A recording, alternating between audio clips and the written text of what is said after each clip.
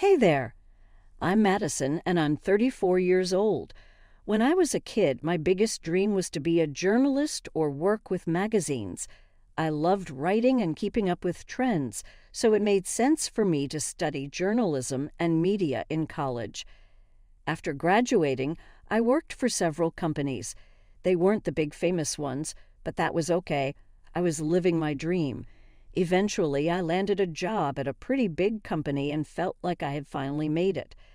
A few years after I graduated college, when I was about 28, I met my husband, Scott. Scott's family was pretty wealthy and had their own business. I'm mentioning this because his mother, Tricia, always disliked me and insulted me.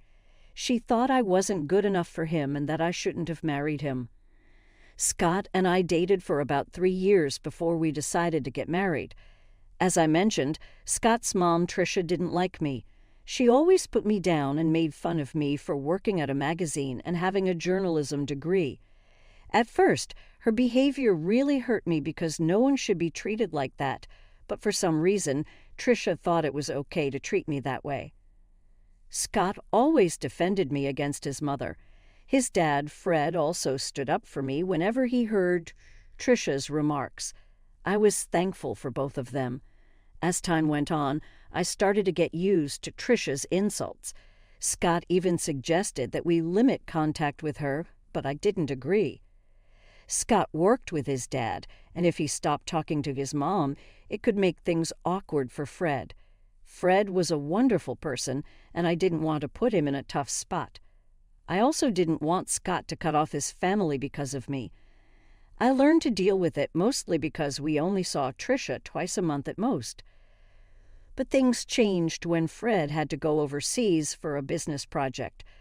Tricia didn't want to be alone, so Scott and I agreed to let her stay with us until Fred returned. I had a bad feeling about it, but I believed that family should always come first. Living with Tricia was really tough. She constantly nitpicked and criticized everything I did, and the insults never seemed to stop. But I could handle all of that as long as she didn't actually harm me. However, everything changed during one week that turned out to be really difficult. I had a major presentation coming up at work. We were redesigning a section of our magazine, and I was responsible for making it great. This presentation was crucial because it would determine if I got a promotion, but Tricia didn't understand why it was so important. I don't think knowing would have changed her opinion of me anyway. Since Tricia was staying with us, she saw how stressed I was about it. The night before my big presentation, I was talking to Scott about how nervous I felt when she overheard us. She walked into the living room and decided to share her thoughts. "This is a big deal. All the top bosses will be watching me. I can't imagine how scary this must be for you.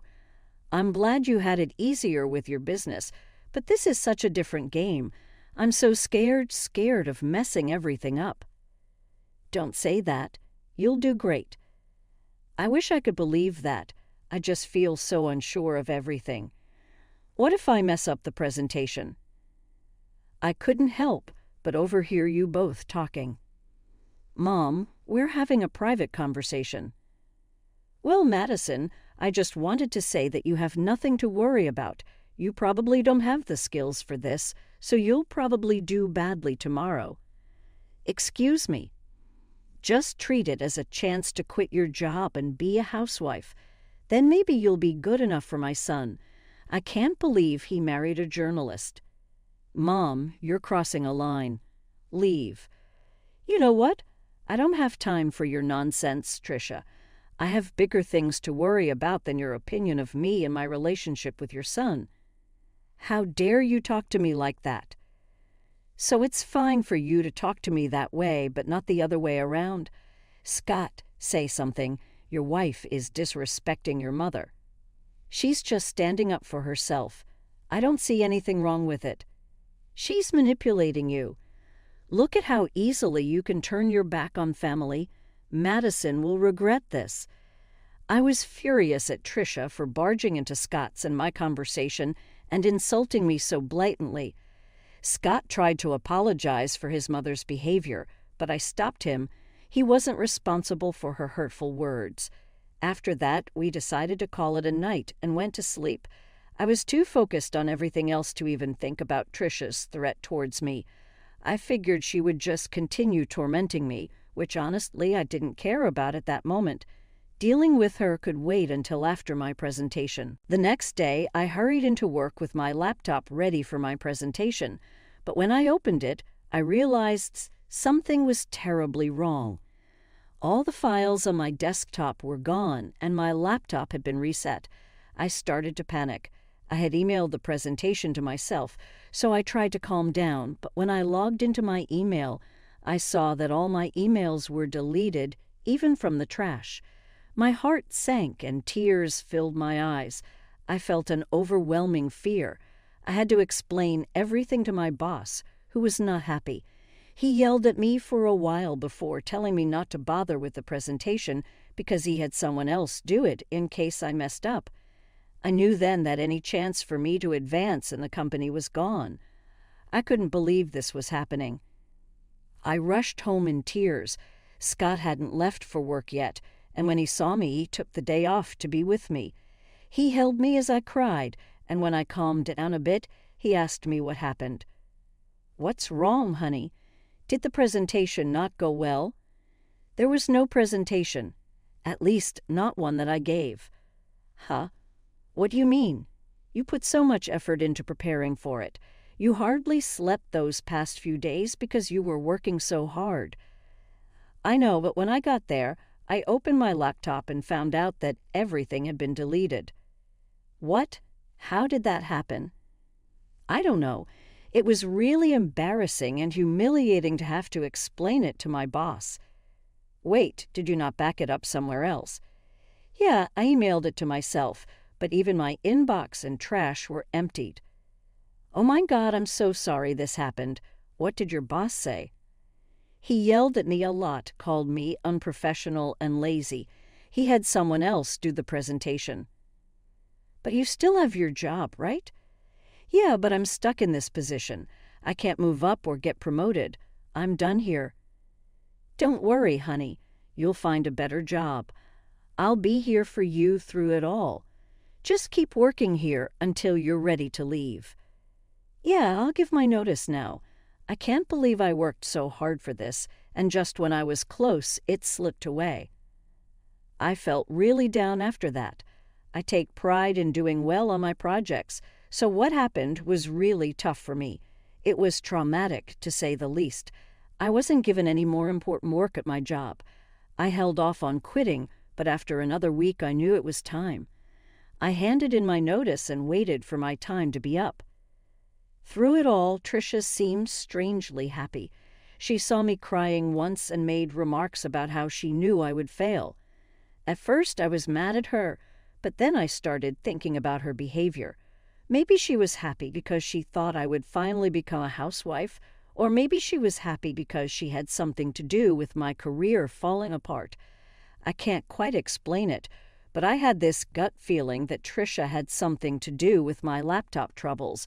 I wanted to talk to Scott about it, but I needed evidence first, so I decided to set up a hidden camera in the office to catch Tricia in the act. I ordered a camera disguised as a smoke detector and installed it on the ceiling.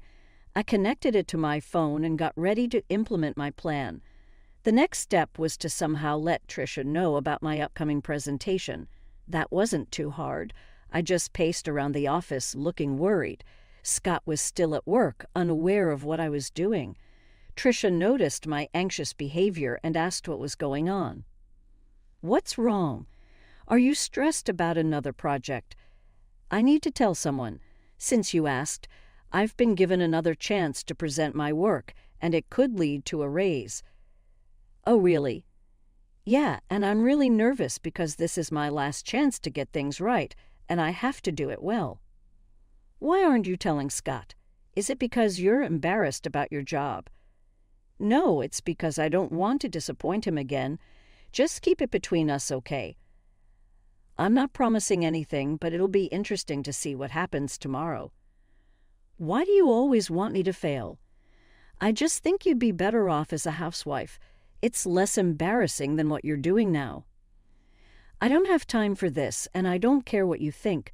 Please leave me alone so I can practice my presentation before Scott gets home. Trisha left, but not before giving my laptop a look and smirking at me. I had a feeling something was up. I stayed in the office a little longer, only leaving when Scott came home. Trisha didn't mention my presentation, but she kept smirking at me during dinner. After we went to bed, I checked the footage from the hidden camera on my phone, keeping an eye out for any movement. Scott and I watched a few episodes of our favorite TV series as usual. There wasn't any action until midnight when Trisha entered the office. I quickly showed Scott what was happening on my phone. He seemed puzzled at first, but then he saw Trisha messing with my laptop until it shut off and restarted. Scott looked at me, shocked. I explained what I had done, and he was furious with Trisha. Trisha was still in the office, snooping through my files. Scott got up and stormed into the office. He flung the door open, and Trisha looked startled when she saw him. Scott tried to stay calm and asked her what she was doing. "What are you doing in here, Mom?" "Oh, nothing really." "Then why is Madison's laptop still open? Are you accusing me of going through her stuff?" "I think you did more than that, Mom. Firstly, I came in here because I thought this room needed tidying up. And secondly, you know your wife isn't forgetful. She wouldn't leave her laptop open. You wanted to clean the office at midnight, and don't talk about Madison like that." "Don't talk to me like that. I'm still your mother." "Yeah, my mother who loves to hurt and sabotage my wife." "What are you saying?" "We caught you on camera resetting Madison's laptop. You were spying on me." "No, we just wanted to make sure that what happened to Madison wouldn't happen again." "That's disgusting. How could you film me without my consent?" "I didn't put cameras in your room. I put one in my office, and you went in there without my permission. And even if it was wrong, it's nothing compared to what you did to Madison. I want you out of our house tomorrow." "But I'll be all alone," Trisha protested. "I don't care. I don't want to talk to you." The next morning, Trisha tried to delay things by helping with breakfast and washing dishes, but Scott wasn't having it. As soon as she finished, Scott came down with her bags and told her he'd packed for her and ordered her an Uber. Trisha pleaded with him to let her stay, even crying, which was unusual for her as she usually made others cry. Scott ignored her and went to our room. Trisha turned to me and started yelling, blaming me for setting her up. I told her if anyone should be yelling, it's me. She's lucky I haven't shared the footage with her friends and family. If they knew what she did to me, she'd lose them all. That shut her up pretty quickly. After Trisha left, I felt the weight lifted off my shoulders. Though I was still upset about my job situation, I knew I could bounce back and do even better. Scott was my biggest support throughout everything. Once my notice period ended, I took some time off to rest and figure out my next steps. Over the next few months, I took courses in different areas of my field. I knew if I focused on a specific niche and found the right job, I could achieve a lot more. I didn't want to expose Trisha, but after years of her putting me down, I wanted to show her what I was capable of. I wanted to reach heights even she hadn't seen. With Scott's help, I got recommendations in various places. Being wealthy also meant having many connections, which was a huge advantage. With my experience and Scott's support, I landed the role of chief editor at a major magazine known worldwide. The work was tough, but it was worth it. Somewhere along the journey to becoming chief editor, I forgot about my desire to show Trisha what I was capable of. In fact, we hadn't had any contact with her during those months. I knew Scott still spoke with his father because they worked together, but Scott hadn't heard much from or about his mother. His father, Fred, said she was upset with us about something but wouldn't say what. At least Trisha took my warning seriously, but I knew I would have to see her eventually. It turned out my company was throwing a huge party with lots of big names invited, including Trisha and Fred. Scott and I dressed our best because, for the first time, we were both important figures. When we arrived, Trisha and Fred spotted us and waved us over. We greeted them, and Trisha gave me a once-over before smirking. "Look at you, trying to fit in," she sneered. "Trisha, ignore her. Madison, you look lovely as always," Fred said kindly. "Thanks, Fred. How have you been?" "Yeah, how's unemployment treating you?" Trisha interjected. "Wait, you're unemployed?" Fred asked, surprised. "Oh yeah, she messed up at her job and they let her go. I've always said she's not good enough for our son." "Look at her. She can't even keep a job," Trisha mocked. "That's enough, Mom," Scott said sternly. "Stop siding with her. It's bad enough having to see her everywhere. We wouldn't have to if you just left her, like I said," Trisha insisted. "Okay, that's enough. Either you stop talking or I'm leaving," Scott warned. "But Madison, sweetie, if you need a job, let me know. It would be great to work with you," Fred offered sincerely. "That's really kind of you, Fred, but I can't accept the offer," I replied. "Of course not. I told you she's lazy and incompetent," Trisha muttered. Just then my name was called, and people started cheering. I looked towards the small stage, and the CEO was there, waving and motioning for me to come up. I turned to Fred and Trisha, excusing myself. Fred looked amused, but Trisha seemed confused and angry. The CEO gave a speech praising my work in the company and my ability to innovate and bring new ideas to the magazine. The audience cheered loudly, asking for a speech. I thanked Scott for his support and all my colleagues who helped make the magazine what it is. I ended by thinking of what. "That's really kind of you, Fred, but I can't accept the offer," I replied. "Of course not. I told you she's lazy and incompetent," Trisha muttered. Just then my name was called, and people started cheering. I looked towards the small stage, and the CEO was there, waving and motioning for me to come up. I turned to Fred and Trisha, excusing myself. Fred looked amused, but Trisha seemed confused and angry. The CEO gave a speech praising my work in the company and my ability to innovate and bring new ideas to the magazine. The audience cheered loudly, asking for a speech.